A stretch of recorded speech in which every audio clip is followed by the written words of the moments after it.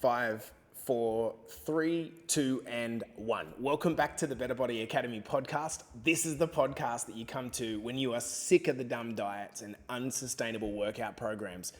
Welcome to another episode of the podcast. Today we're going to be talking about the 7 lifting errors that so many people make. I'm coming to you live from Bali. It's 3 a.m. in the morning, and I'm really pumped to do this podcast because on the weekend, I had a chance to train with a bunch of my clients in person.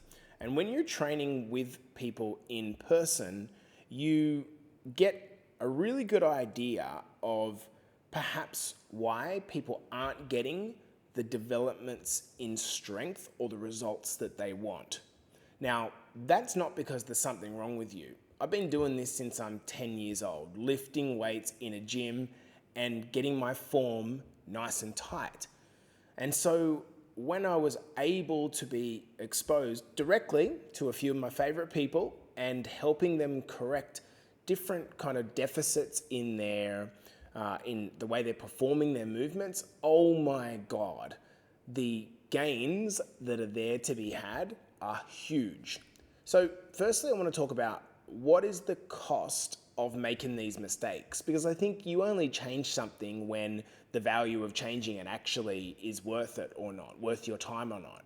Well, at minimum, you're going to see an improvement in your strength. If you do not correct these mistakes, you're going to get to that point where you blunt in terms of your ability to get stronger and even develop more muscle. This is the problem. If you're lifting with the wrong technique, you're going to get to a certain point and then you're going to stop. If we correct these things, these 7 things right now, what's going to happen is your results are going to surge. And I'm talking a surge of like 30 to 40% in strength.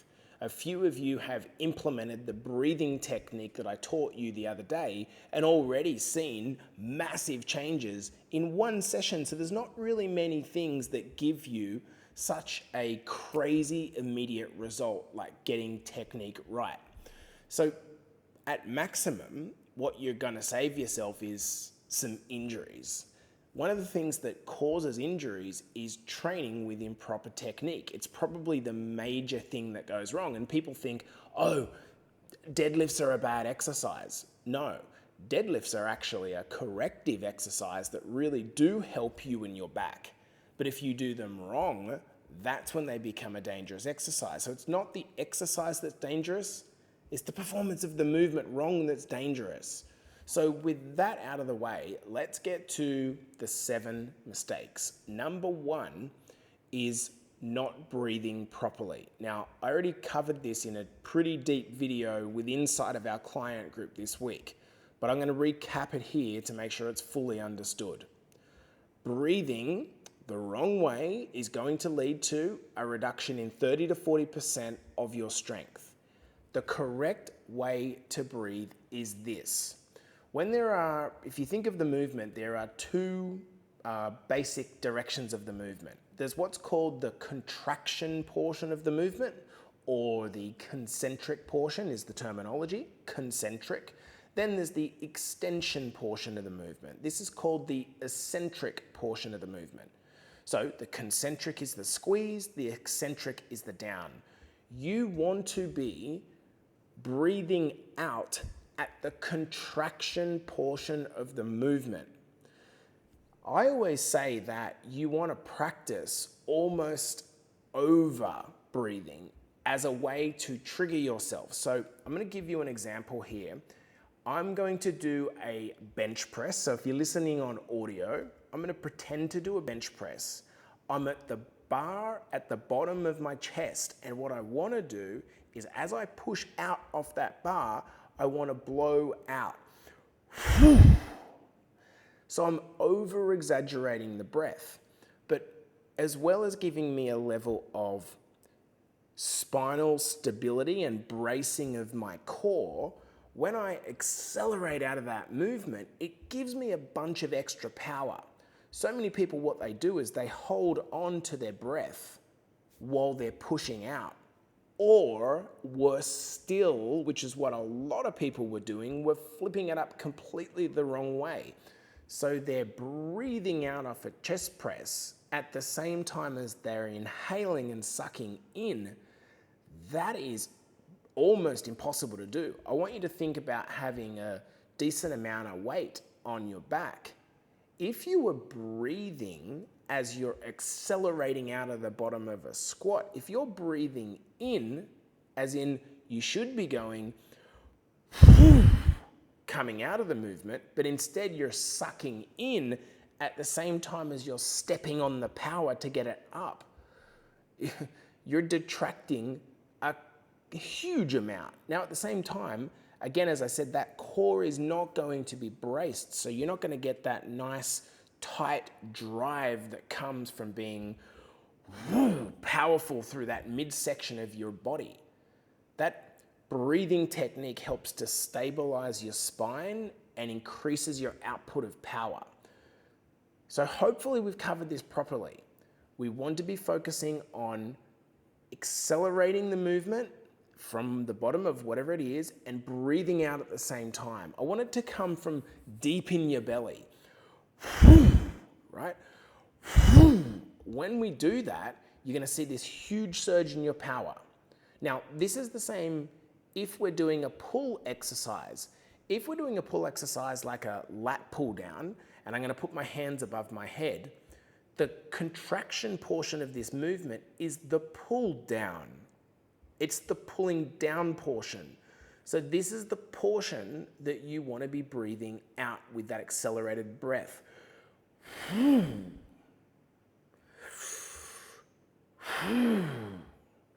So if we inhale during the eccentric portion of the movement, the extension portion of the movement, in a lat pull down, that's going to be when our arms are going up. That's when we're going to inhale. Again, on the contraction portion of the movement, that's when we're going to breathe out. And we want it to be more of a belly breath, not just blowing from the cheeks. Does that make sense? Okay, let's get on to the second point, and that is not thinking about which muscle you are trying to work. My God, this is so important. If you're doing a movement and you aren't quite sure what that movement is meant to be targeting, well, we need to know. You need to ask your coach, I'm doing a bench press, but I'm not really sure what I'm meant to be targeting. Now, why is this actually important? Because unlike in fat loss, where you cannot target specific areas to reduce weight, when it comes to building muscle, you definitely can.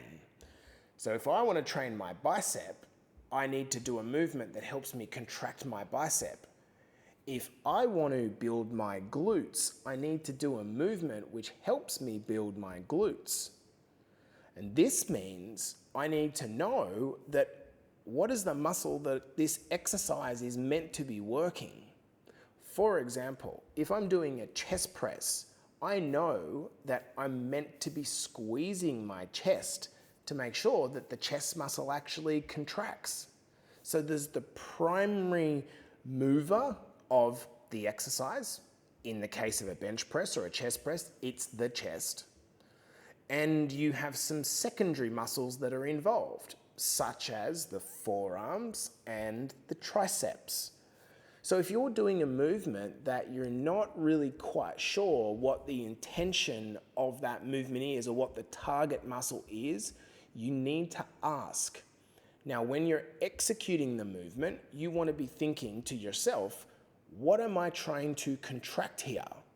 Because if you're thinking about the movement that you're trying to do in terms of the muscle that you're trying to contract, you're going to get maximum bang for buck. If you're not knowing what you're meant to be training, especially if you're a beginner trainer, you're going to be kind of doing this movement and not really thinking about, I'm meant to be squeezing my bicep here and I don't feel it in my bicep.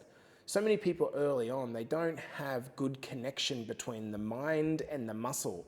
And that takes time and practice to develop, which brings me on to the third point, which is thinking that lifting in the gym is about movement, not contraction.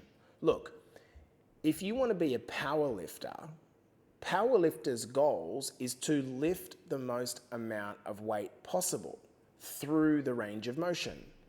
But if you're listening to this podcast, you're probably not a power lifter. You're probably trying to lift for aesthetic reasons, to build some muscle, build some tone, hopefully lose a bit of fat. And with that, you should be thinking less about how do I lift the maximum amount of weight regardless of the form, and instead, how do I contract this muscle properly? I'm just going to use the simple example of a bicep curl. So many people, what they do is they flick the weight up, but what they're doing is moving the weight without contracting the muscle. The goal is to contract the muscle. When you think about what the purpose actually is of weight training, it is doing a body weight movement. And when you get to the point where that body weight movement is too easy, you need to add extra weight to the movement to cause resistance and therefore continue to get bigger and stronger and adapt. So if you all of a sudden, by adding the weight, you change the movement, you're completely doing the wrong thing. Now, maybe a good example of this is a lat pull down. In the lat pull down, I need to be thinking which muscle I'm trying to work is this muscle here, known as the lat, just underneath your sort of to the side of your rib cage here.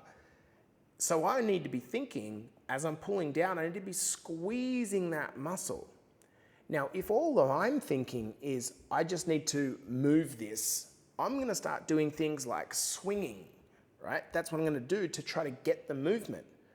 And what I'm also going to do is probably put on too much weight so that I look strong, but in order to look strong and do the movement properly, I'm swinging back and forth. That's movement. Contraction is instead getting a decently fixed position and squeezing the lats to bring the elbows closer to the rib cage, down and back. That is a lat pull down. You're squeezing the lats. If I'm talking about a rowing movement, I'm squeezing my shoulders back, contracting my shoulder blades together to target those two columns that surround your spine. That's the movement that I'm trying to do. I'm trying to contract that muscle. If I start doing it as a row, almost like I'm rowing a boat, I'm using movement instead of contraction. If I'm doing a tricep push down, right, and I put on too much weight and just think about moving it, it becomes almost like this swinging movement instead of a really tight contraction of the tricep only. So the third mistake is making sure that you're not overloading the weight and thinking about moving this from point A to point B. It's about how do I contract and squeeze this muscle to the best of my ability. Number 4 is a little bit more basic. So many people, when they start a new exercise, they are completely uneven, unbalanced, and asymmetrical. Now, if you're doing something like a Bulgarian split squat, where the actual movement is meant to be a unsymmetrical, or what's known as a unilateral movement, that's okay. But for most of you, when we're doing bilateral movements or symmetrical movements, you want to have nice lines and evenness on what you're doing. So if you grip the bar, you want to grip the bar in the same position, both sides. You don't want one hand to be 2 inches away from the little ring line on the bar and the other one to be on the ring line. Because what's going to happen is immediately you're going to be uneven and out of balance.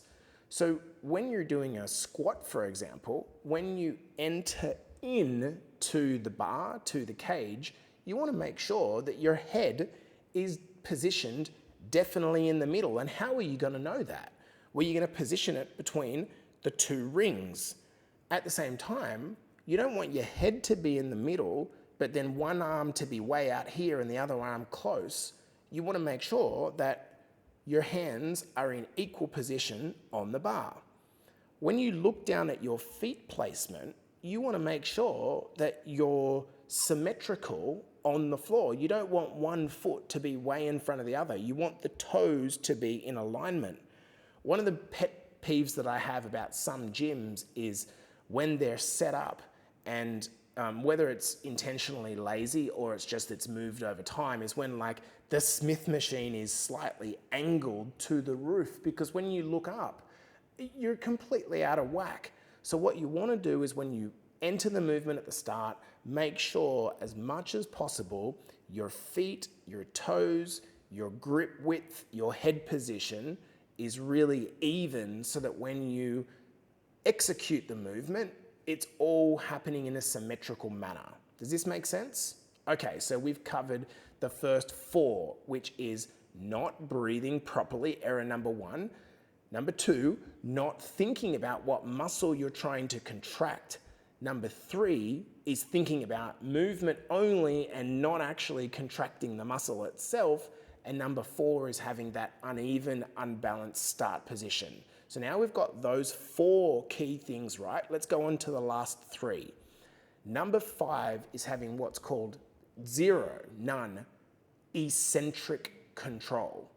When I was working there with a couple of guys and girls over the weekend, what I saw is that we're nice and explosive when we're doing the concentric or contraction portion. But at the start of the podcast, I told you that there was 2 parts to the movement.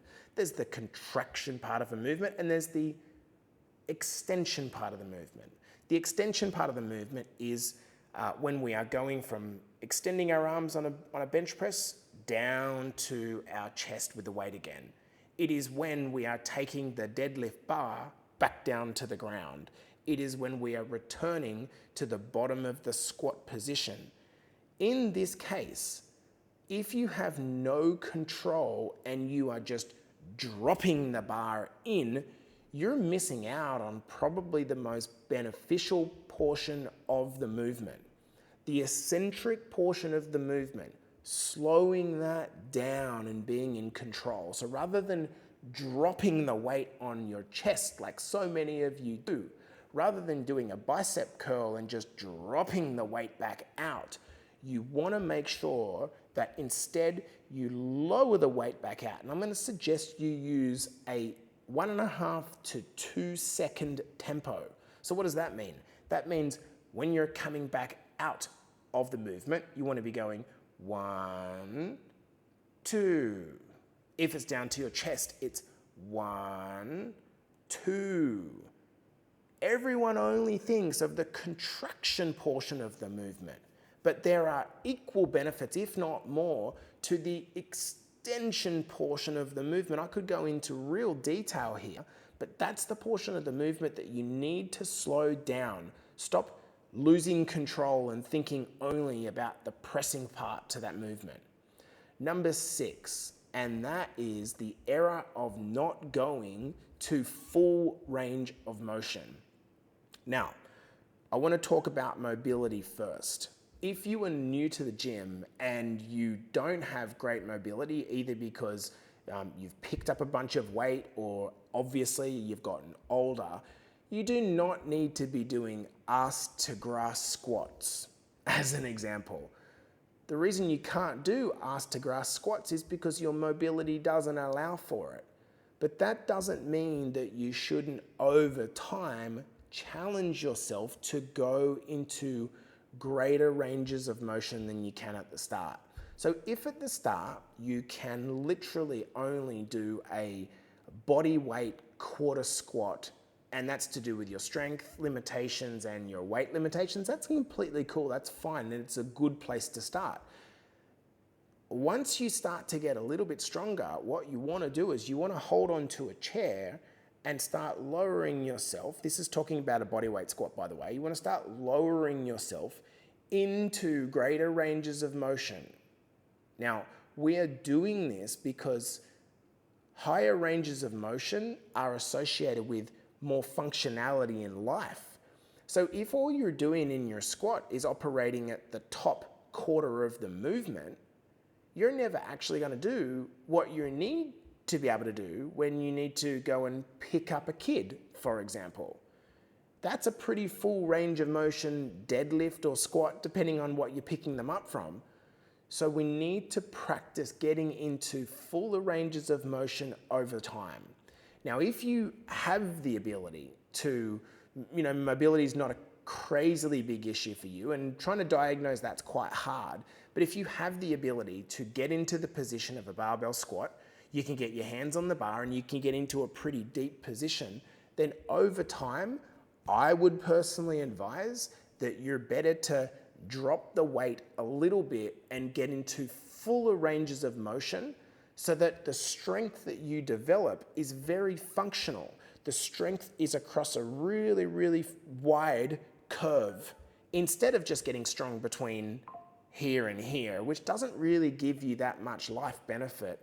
And if you look at people that get in the gym and they get into a leg press and they load up the weight with this leg press, and then you watch them do it and they move the plate about 6 to 12 inches, that's just not enough stimulus to actually give you the maximum bang for buck.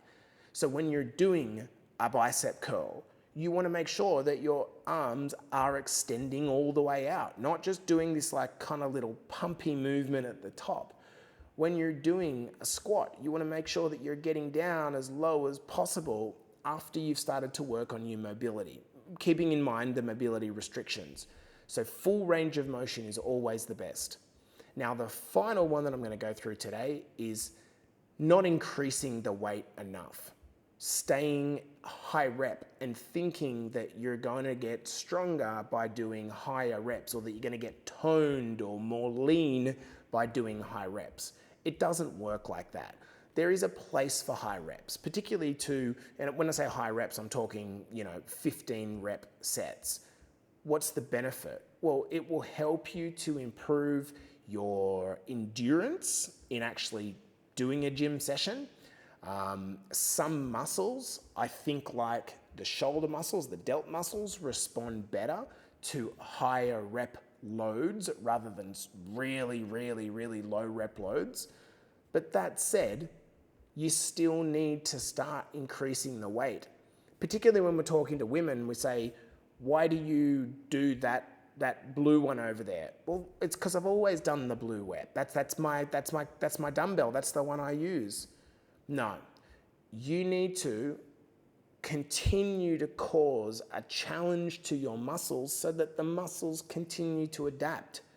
You know the old rule, if you keep doing the same thing and expecting a different result, that's insanity. The same applies to the gym. If you keep doing the same weight and expect a different, better result, more strength, more gains, a better metabolism, it's not going to happen because your body has already adapted to the load that you're giving it. So if you want to continue to see improvements, what you need to do is continue to make the exercise a little bit more challenging. And in most cases, the simplest way to do that, at least at the start, once you've got your form nice and tight, is to continue to add some weight to the bar. Now, we've got to do that whilst at the same time not starting to throw the movement around, not having zero eccentric control, not going full range of motion. We need to, and this is the reason this is positioned last, is we need to make sure that we are staying in control of the movement, going full range of motion, practicing form over weight. And then once we've got those things right, once we know what muscles we're trying to work, then we can start to add weight. Now, a question would be, how much weight do you actually add? One of our guys yesterday was on a coaching call and he said, I'm just finding that the weight that I've added, I can't lift. I can now only get 3 reps out. Well, what we found was that it was because he'd added 25 to 30 pound to the bar that he was, for the exercise that he was doing. 25 to 30 pound was about 25% of his lifting weight that he increased. That's way too much at one time. We want to be increasing 2 to 5 pounds maximum at a time. So what that means is that if you're doing a 50 pound squat, okay, If you can do 10 reps of 50 pounds, but not too many more, then try adding 55 pounds to the bar, not 70, 80 in one go. We want to do this incrementally and slowly so that we keep our form, maintain the control, and slowly develop strength. So I'm going to go through in quick fire format what the 7 lifting errors are. Number 1 is not breathing correctly. Number 2 is not thinking or knowing what muscle you're actually trying to work. Number 3 is thinking about just throwing the movement or momentum instead of proper contraction. Number 4 is being in an unbalanced or uneven start position. Number 5 is having zero control over the eccentric, which means just dropping out of the movement. You're doing really good in the pushing portion of the movement or the squeezing portion, but the extension portion of the movement, you're just dropping it back out. Number 6 is not going full range of motion. And number 7 is not increasing the weights and thinking that you need to stay high reps all the time. That's not how it should be. So guys, this has been another podcast episode. Hopefully it's been super, super helpful. This would be the type of podcast that would be really, really good to turn into a cheat sheet or an ebook so that you can have a quick reference. So I might actually do that. Hopefully it's been helpful. If you haven't already, please review the podcast on Spotify, Apple, or Amazon, and I'll see you guys in the next episode.